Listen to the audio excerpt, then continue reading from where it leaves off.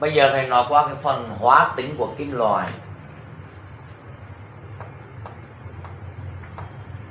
Phần này là phần quan trọng nhất, nó đi xuyên suốt cả cái chương trình của 12. Như vậy hóa tính của kim loại, trước khi đi vào hóa tính kim loại này, cái phần hóa tính kim loại này thầy sẽ chia ra 4 phần. Một phần kim loại tác dụng với phi kim và dung dịch axit HCl, axit H2 loại. Một phần tác dụng với HNO3, H2 đặc nóng.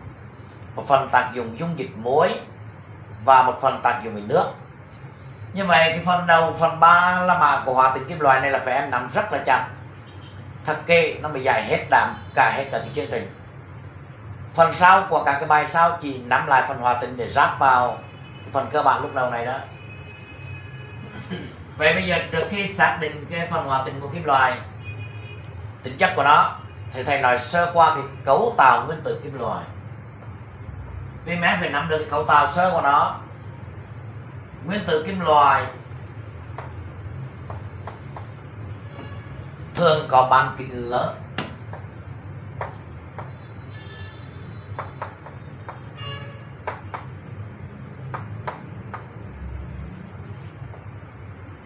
Cái số electron của cái lớp ngoài cùng ít.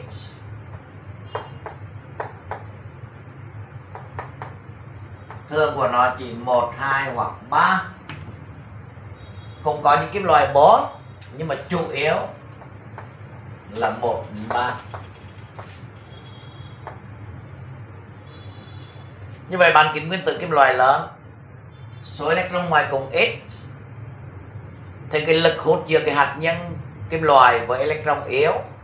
Từ đó trong quá trình phản ứng kim loại thường nhường electron, mà tính nhường electron được gọi là tính khử. Vậy tính chất hóa học chính của kim loại là tính khử. Vậy như vậy do hai cái yếu tố này đây, bán kính lớn, số electron lực ngoài cùng ít, thì cái lực hút giữa hạt nhân và electron là yếu, năng lượng tách electron nhỏ, người ta gọi là năng lượng ion hóa đó. Vậy kim loại có tính khử. Như vậy ta rút ra được kim loại tính chất chính của nó là tính khử.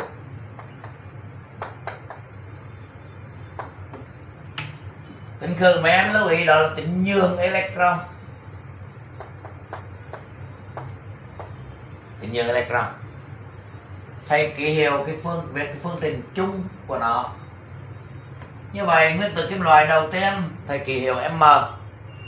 Nó nhường 1 electron thì tạo ion dương 1 cộng. Nhường 2 electron thì tạo ion dương 2 cộng.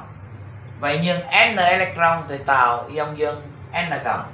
Vậy phương trình của nó được biểu diễn như sau. Chỗ này mấy em cũng lưu ý một tí nữa. Vậy kim loại đóng vai trò khử. Thì ion kim loại này sẽ đóng vai trò oxy hóa. Quá trình kim loại chuyển thành ion dương kim loại nhường electron được gọi là quá trình oxy hóa. Chỗ này muốn dễ nhớ thì mấy em phải lưu ý một điều. Mấy em chỉ nhớ một cái duy nhất. Kim loại có tính khử. Tính khử là tính nhường electron. Vậy tất cả các trường hợp ngược lại, nếu tôi hỏi Mn cộng, kim loại có tính khử thì Mn cộng sẽ có tính ngược lại, tính oxy hóa. Quá trình từ M qua Mn cộng là quá trình oxy hóa. Như vậy tính chất hóa của kim loại tính khử. Bây giờ thầy đi vào những tính chất của nó. Thứ nhất là tác dụng về phi kim.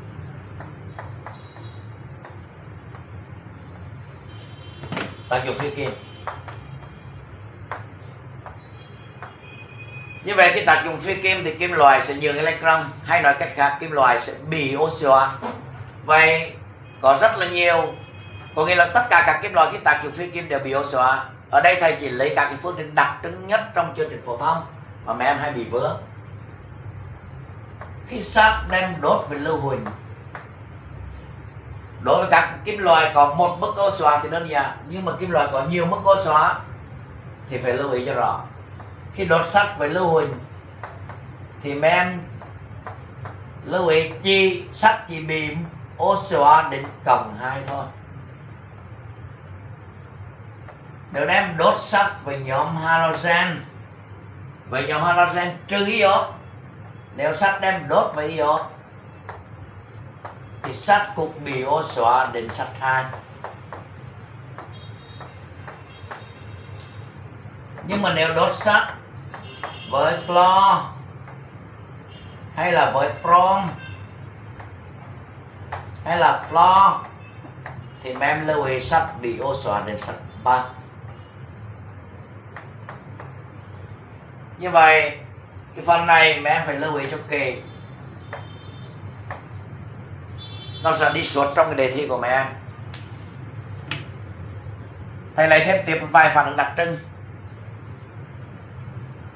Với chrome nó có nhiều mức oxy hóa, chủ yếu là cộng 2, cộng 4, cộng 6, cộng 2, cộng 3, cộng 6 xin lỗi. Nhưng mà khi chrome đem đốt với oxy thì cho chrome cộng 3.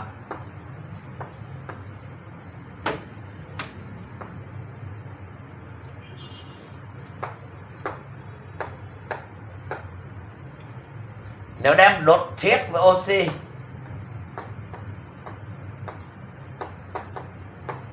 thì cho thiết cộng 4. Những phương trình đặc trưng đó. Bây giờ thầy nói qua cái phần thứ hai là phần tác dụng với dung dịch axit.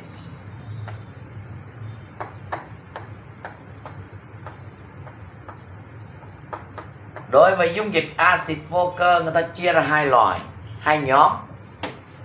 Nhóm thứ nhất đó là dung dịch axit HCl và dung dịch axit H2SO4 loãng.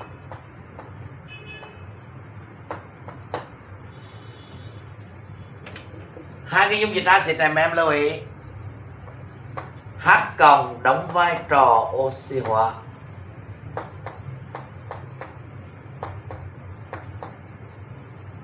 Như vậy cái sản phẩm kim loại khử nó được gọi là sản phẩm khử là hydro.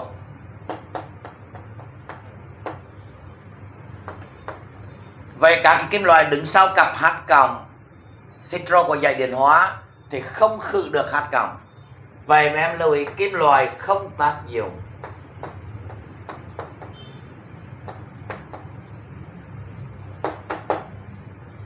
Đồng, thủy ngân, bạc, vàng, bạch kim. Như vậy 5 kim loại này không tác dụng với hai dung dịch axit này. Nhưng mà chú ý, đối với sắt thì khi tác dụng với hai dung dịch axit này, sắt chỉ bị oxy hóa đến sắt 2 thôi. Vậy mà em lưu ý này, H cộng đóng vai trò oxy hóa, sắt bị oxy hóa thành sắt 2. Như vậy 2 cộng mà H chỉ còn 1 cộng, như vậy em phải cân bằng cái điện tích và giải phóng khí hydro. Như vậy trong trường hợp này sắt bị oxy hóa thành sắt 2. Thầy lấy ví dụ thứ hai. Ví dụ liên đới về phần bên phi kim đó. Với chrome cũng chỉ bị oxy hóa đến chrome 2 cộng.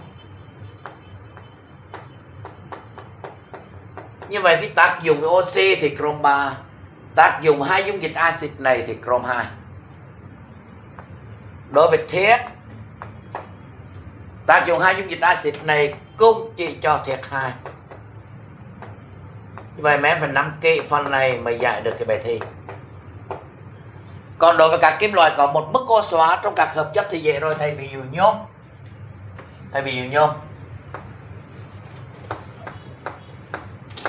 Nhôm nó có một mức oxy hóa là cộng 3.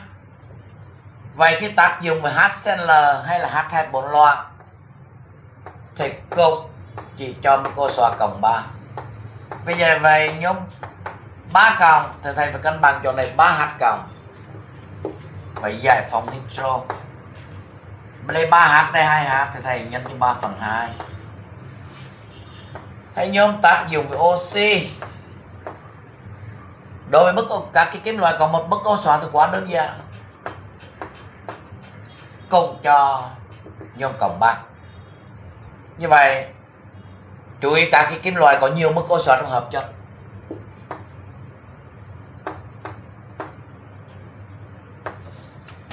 Vậy bây giờ thông thường khi dạy cái bài tập của hai cái dạng axit này thì mấy em thông thường dùng phương trình thu gọn. Vậy để khi viết cái phương trình thu gọn thì không thể hiện cái muối ở đây.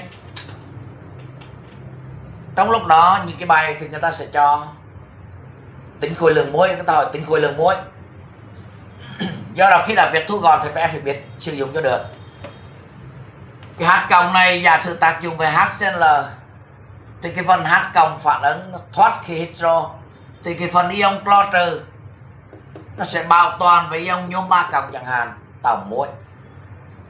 Vậy trong trường hợp này để tính khối lượng muối, để tính khối lượng muối này, vì khi em viết phương trình thu gọn thì em không thấy cái phân tử muối ở trong.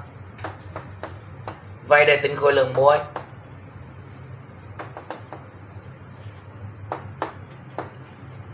ta có em lấy khối lượng kim loại phản ứng, kim loại hòa tan, em cộng với khối lượng gốc axit,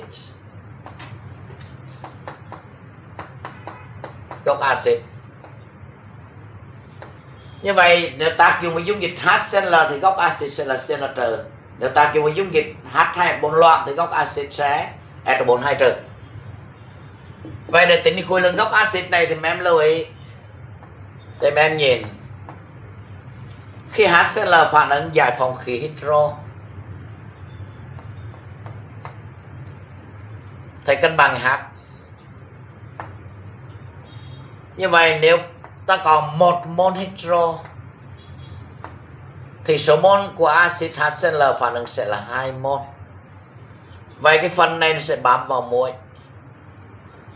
Vậy tới đây thầy suy ra nếu tác dụng với dung dịch HCl thì cái số mol của gốc axit, gốc CN trừ lúc nào cũng bằng 2 lần số mol hydro thoát ra. Nếu tác dụng với dung dịch axit sulfuric loạn thì lúc này cái số mol của gốc SO4 trừ. Mà em nhìn đây thấy rõ này, hydro bay ra và trong phân tử axit sulfuric có 2H, một SO4. Như vậy số mol của gốc này chính bằng số mol hydro. Từ đó ta cộng vào khối lượng kim loại hòa tan ra khối lượng muối. Bây giờ thầy nói qua cái oxit kim loại với hai axit này. Đối với oxit kim loại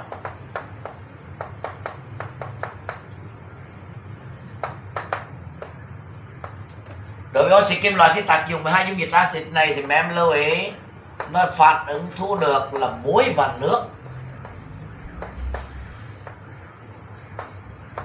Axit HCl hay là H2 loạn thì thu được là muối và nước.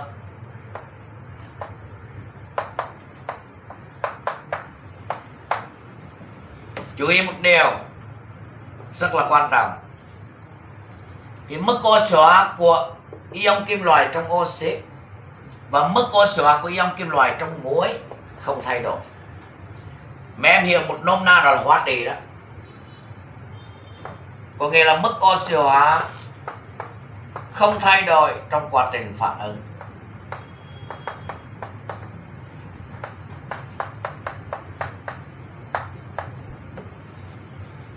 Nôm na là mấy em hiểu hóa trị đó. Vậy bây giờ cho thầy lấy ví dụ. Thầy lấy ví dụ này.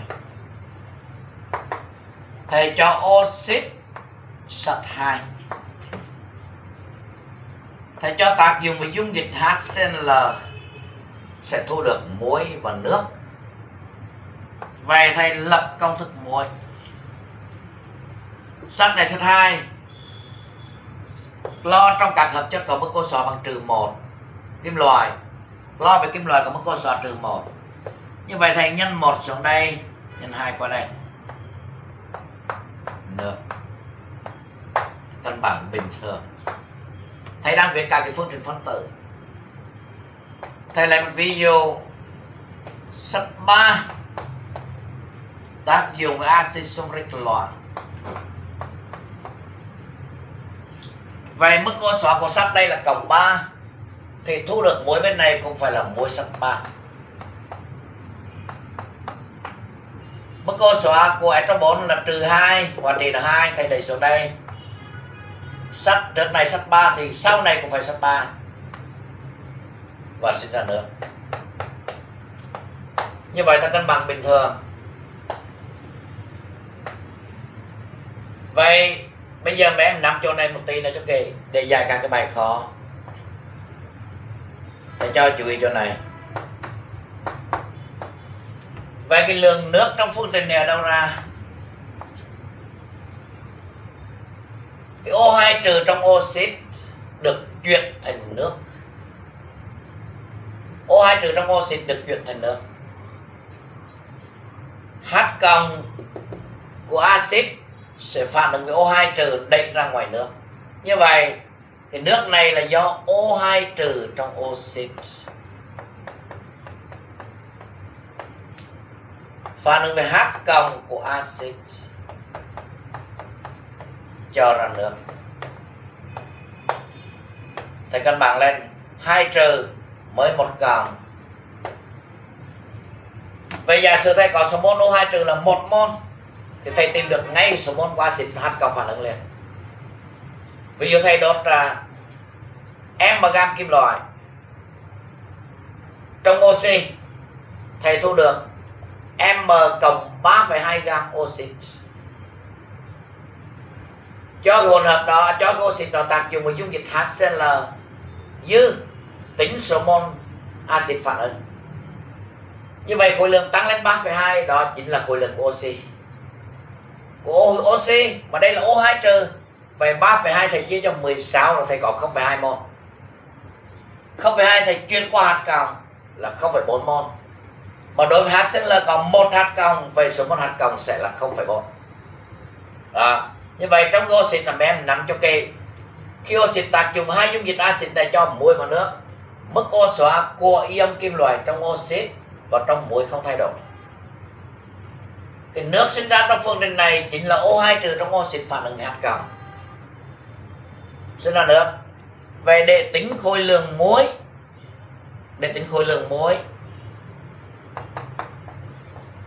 thì mấy em sẽ lấy khối lượng của oxit kim loại, mấy em trừ đi khối lượng của O2 trừ có trong oxit. Như vậy em trừ O2 trừ thì em đổi lại khối lượng của gốc axit cộng vào khối lượng gốc axit. Nếu tác dụng với dung dịch HCl thì cái O2 trừ nó sẽ đổi thành ion Cl trừ. Đây 2 trừ, đây 11 trừ, nhân 2 lên. Vậy giả sử thầy có một mol O2 trừ, giả sử x mol thì số mol Cl trừ sẽ 2x. Như vậy ta lại m trừ đi 16 nhân x cộng với 35,5 nhân 2x là ra khối lượng muối. Nhưng mà nếu với axit sulfuric, đây là HCl, nếu là axit sulfuric loại thì cái O2 trừ này là chuyển thành SO4 2 trừ. Vậy điện tích nó bằng nhau rồi. Vậy nếu thầy có x mol O2 trừ thì bên này sẽ x mol. Từ đây mà em phải sử dụng mấy phương trình thật chuột và giải được các cái bài của nó. Bây giờ thầy cho em một số ví dụ sau.